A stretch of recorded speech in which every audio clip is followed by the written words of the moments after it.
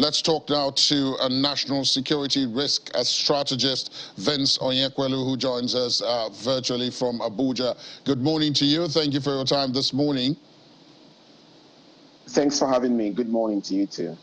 It does look as if, while attention is focused on the war in Ukraine, a number of other things are happening on a lower, different sort of level. As we've been reporting, other countries are strengthening their militaries, and sometimes that is already raising hackles about bringing potential conflict between previously friendly countries. I've just reported now about the situation between Germany and Poland. Now, if you go back, you know that Germany and Poland, of course, did fight on opposing sides in World War II, but since then, both of them have been members of the EU and NATO. So, do you see a situation where there's a risk that with all this preparation against Russia by friendly countries, you might be risking new conflicts? Exactly. The possibilities are very high because we still have countries that still have the old ancestral bruises, just like you mentioned, Germany and Poland. And obviously, there are still Polish people that still have ethnic issues with the people of Deutschland, that's Germany. And there are other countries around the EU. Right now, you can see what's going on between France and the UK at the port of Dover. For the July summer holiday makers, most British people love to travel in their own vehicles. They prefer to take a ride with their vehicle across the Dover port into France and then into Germany, Belgium, and enjoy themselves. But right now, for the past 3 days, the port of Dover has been clustered, and the people in the French side are saying that the British are supposed to be blamed because of the Brexit.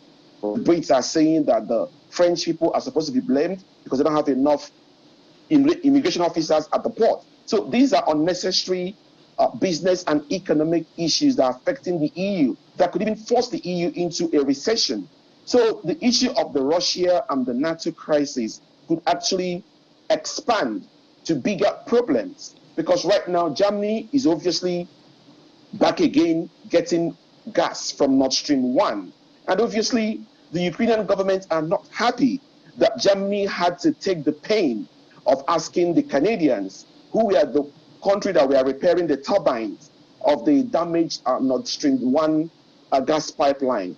And the Canadians had to fly the turbines down to Germany, and Germany has installed it, and Germany are getting gas. The Germans, they are saying that we are about to, at the top of the summer season, by the month of August, the summer will start to disappear, the cold, the winter will start, the autumn will start to come. We don't have enough gas reserves to secure our old citizens. And the Ukrainians are saying, why must we be doing business with the Russians? The truth is, there's going to be a lot of economic relationships that will be damaged.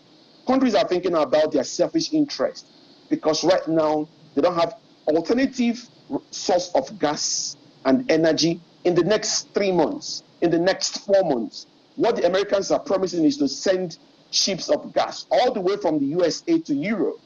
That will not give them the quantity they need in Europe. Going through Qatar or Doha or even coming to Nigeria to get our LNG will not happen overnight.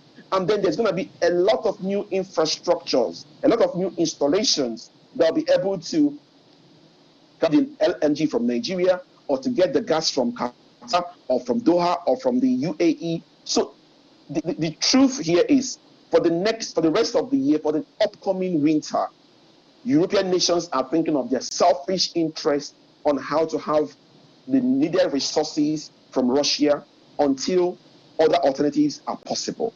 So enemies will be made. Now, let's talk a bit about something else that we've been reporting this morning. You did, I'm sure, see Prime Minister Boris Johnson there with the Ukrainian troops being trained by British troops in Yorkshire. Now, you're a former British officer, and I want to leverage on your experience here. Do you see a situation where, because Prime Minister Johnson is on his way out, he will be Prime Minister only until September the 5th, and possibly the authorities there might want to conclude this training, because the Ukrainians are anxious. They don't know who is going to take over after him, and if the person is going to have the same level of robust support, particularly military support, given Britain's own economic difficulties itself. So do you see a situation where this kind of military training could be speeded up so that these troops can return to Ukraine and join the battle, so to speak? Oh, yes. Oh, definitely, yes. Most of the weapons that these Ukrainians are coming to the UK to be trained on are not the kind of weapons that you export to Ukraine, but who is going to use it? Who is going to implement it?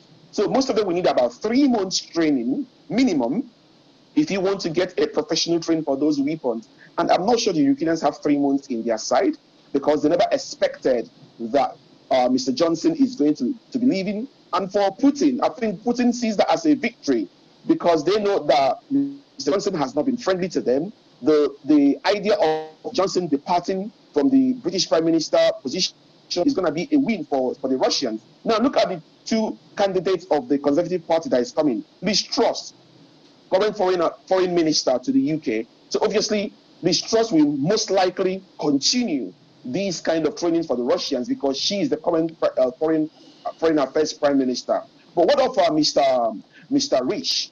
Mr. Rishi, who is the chancellor of the Exchequer, obviously coming from an Indian background and with the wife being a billionaire in US dollars. The question is, will his Indian heritage, who is seemingly supporting the Russians, will it have an influence on Mr. Rishi becoming the new prime minister of the UK? So Liz Truss winning seems to be like she's going to support the policies of Mr. Johnson, but Mr. Rishi winning may be going to be probably follow the wife, is a billionaire, for the interest of his Indian background. So the Russians sitting enjoying this. Come to look at what's happening in Israel. The Israel government is about to have a reshuffle. They're going to the polls again, the 6th poll in the past 5 years. That's a win-win for the Russians also. So these divisions you're seeing in certain European countries is a win for the Russians, who are actually now fighting to control the port of Odessa. Listen to me, the port of Odessa, everything being equal, the Russians will take the port of Odessa. The Russians cannot leave this war without taking that very unique strategic port of Odessa that gives you access to the Black Sea. Remember, the world has stopped the idea of mining ports. It's no longer legal for you to mine lands and mine ports. But the Ukrainians mined that port for their own safety, security. I trust it. But the side effect of those mined ports, ships can become victims of these mines in the next 2 years, in the next years, even after this war. But the Russians are going to fight for that port of Odessa. Everything being equal, Odessa is for the Russians for the taking.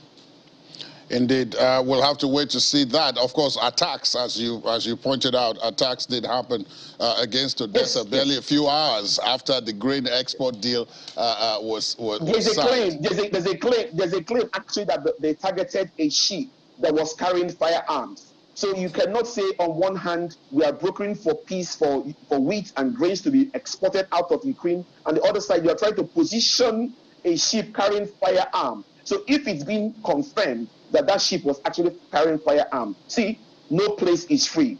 The grain business is on one side, there's still a war going on, and everything is bombable, everything is a target that makes Russians to win the war. Indeed, we'll have to see about that. Mr. Vince Oyekwelu, thank you so much for your time and for your perspective this morning. It's been a pleasure speaking with you. Thank you.